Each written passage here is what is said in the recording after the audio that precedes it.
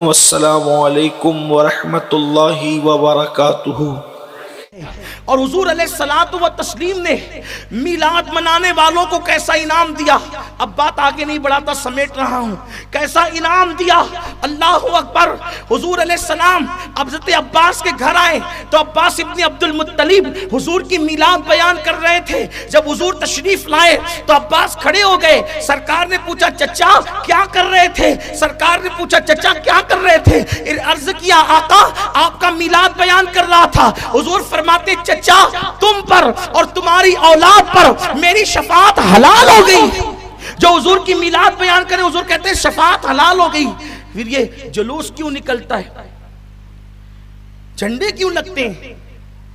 شیخ عبدالحق محدث دہلوی نے لکھا ہے کہ جب حضور کی ولادت ہوئی تو حضرت آمنہ خاتون فرماتی کہ جبریل نے ایک جھنڈا کعبے پہ لگایا اور ایک جھنڈا حضرت آمنہ کے گھر پہ لگایا،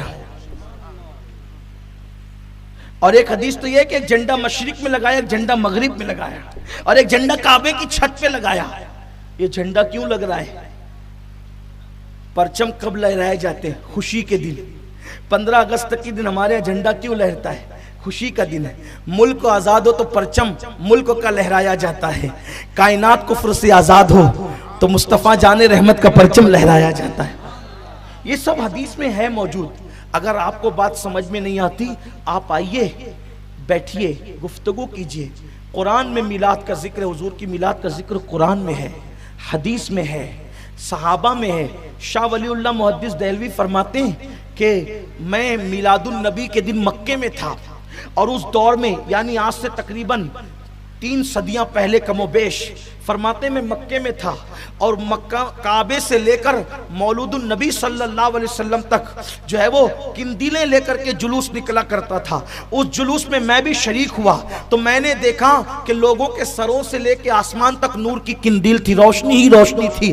میں فیصلہ نہیں کر پا رہا تھا کہ یہ منظر میں اپنی ماتھے کی آنکھوں سے دیکھ رہا ہوں یا میں اپنے دل کی آنکھوں سے دیکھ رہا ہوں۔ یعنی وہاں بھی جلوس نکلتا تھا، جب وہاں پر 1924 سے پہلے تک کے وہاں بھی جلوس نکلتا تھا۔ عرب میں پوری دنیا میں عاشقان رسول حضور کا میلاد مناتے تھے۔ کیوں؟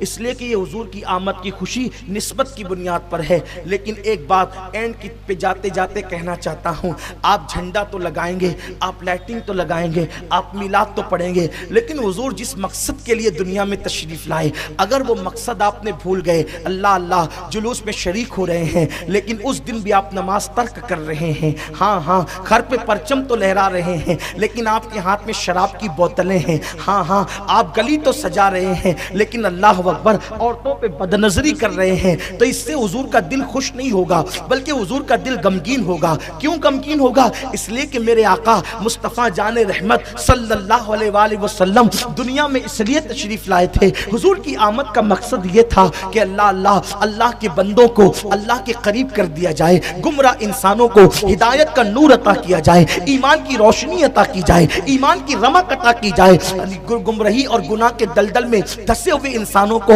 تقوی کی راہ کا مسافر بنا دیا جائے۔ مجھے بہت افسوس ہوتا ہے جلوس میں میری قوم کے جوان نعرے لگاتے ہیں غلامی رسول میں موت بھی قبول ہے، اور اس کے بعد ان کی جب پرسنل زندگی دیکھو، پرسنل لائف دیکھو تو کیا نظر آتا ہے کہ پرسنل زندگی کے اندر وہ گناہ کر رہے ہیں، وہ پاپ کر رہے ہیں، کہیں چوری کرتے نظر آتے ہیں، کہیں زنا کرتے نظر آتے ہیں، کہیں کسی کو قتل کرتے نظر آتے ہیں، کہیں نشے اور شراب کی لعنت میں ڈوبے ہوئے نظر آتے ہیں۔